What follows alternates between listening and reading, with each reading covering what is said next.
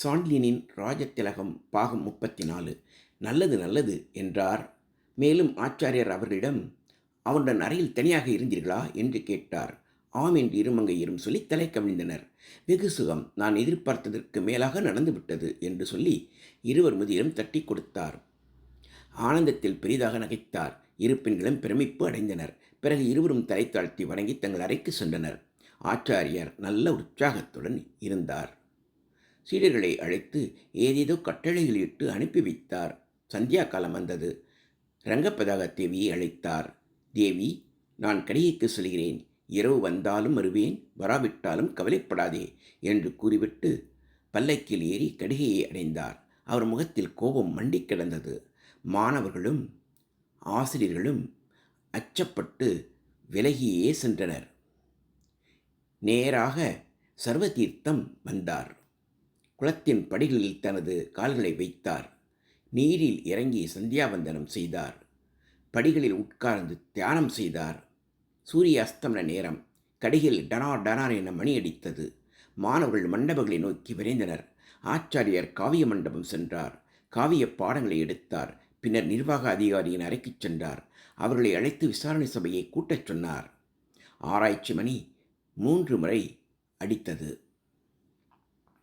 அதிகாரிகளும் மாணவர்களும் ஆசிரியர்களும் விசாரணை மண்டபம் வந்தனர். பெருங்கூட்டமாக இருந்தது. ஸ்ரீ ராமபுண்ணிய வல்லபரும் வந்தார். அவருக்குரிய ஆசனத்தில் அமர்ந்தார். ஆச்சாரியார் உள்ளே நுழைந்ததும் அனைவரும் எழுந்து அவருக்கு தலைவணங்கினர். அனைவரையும் ஆசீர்வதித்த வண்ணம் ஆசனத்தில் அமர்ந்தார் ஆச்சாரியார். பிறகு ஓம் என்ற பிரார்த்தனை துவங்கினார். மற்றவர்களும் பிரார்த்தனை செய்தார்கள். பிரார்த்தனை முடிந்ததும் ஆச்சாரியார் மெதுவாக உணர்ச்சி ததும்ப பேச ஆரம்பித்தார். இந்த கடிகை ஆரம்பித்து பல தலைமுறைகள் ஆகின்றன. இது வித்யாபீடமாகவும் சரஸ்வதி பீடமாகவும் கருதப்பட்டு வந்தது. இதில் பயின்ற பல்லவ இளவரசர்களும் ஏன் மன்னர்களும் கூட இங்கு அனுமதி கேட்டுதான் வருவார்கள். இதற்கும் இராஜாங்கத்துக்கும் சம்பந்தம் கிடையாது. இங்கு பெண்கள் அனுமதிக்கப்படுவதில்லை. ஆனால் இன்று 2 பெண்கள் நுழைந்து விட்டார்கள். சாளுக்கிய காவலர்கள் அவர்களை அனுமதித்து விட்டார்கள்.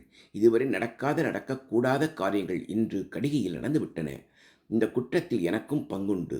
இதோ அமர்ந்திருக்கிறாரே ஸ்ரீ ராமபுண்ணிய வல்லவர், இவருக்கும் பங்கு உண்டு. என் பங்கு அறியாமல் நடந்தது. இங்கு இவர் பங்கு அறிந்து நடந்தது. ஸ்ரீ ராமபுண்ணிய வல்லவர் கடிகையை அரசாங்க அலுவலகத்துக்கு பயன்படுத்தியதை அறிந்தேன். மேற்கொண்டு இதை அரசாங்க அலுவலகத்துக்கு பயன்படுத்தக்கூடாதென்று அவரை கேட்டுக்கொள்கிறேன். இங்கு வந்த பெண்களை நான் மாளிகையில் கண்டித்து விட்டேன்.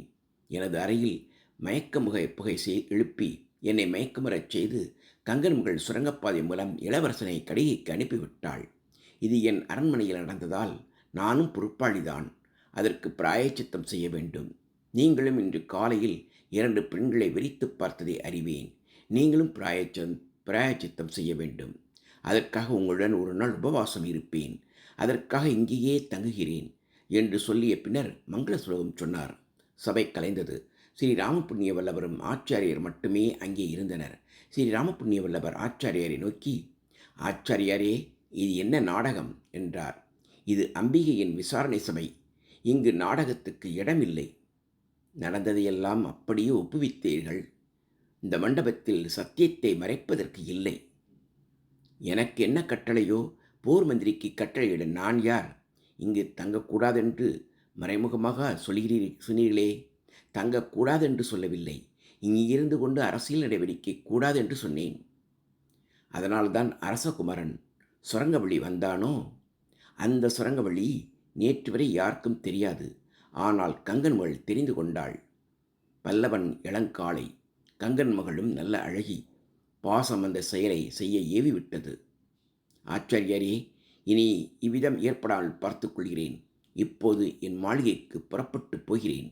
சாளுக்கிய காவலர்களையும் எச்சரிக்கிறேன் என்று கூறிவிட்டு ஸ்ரீ ராமபுண்ணிய வல்லவர் சென்றார். சொன்னபடியே அடுத்த சில நாளிகைக்குள் கடிகையை விட்டு வெளியேறினார். ஸ்ரீ ராமபுண்ணிய வல்லவர் அத்தனை சுலபமாக சென்றுவிட்டதில் ஆச்சாரியர் தீர்க்க ஆலோசனையில் இறங்கினார். அப்போது அங்கு வந்து பல்லவ இளவரசரிடம், ஆச்சாரியார், ராஜசிம்மா, ஸ்ரீ ராமபுண்ணிய வல்லவரின் போக்கு எனக்கு புரியவில்லை. எதற்கும் நாம் எச்சரிக்கையாக இருக்க வேண்டும்.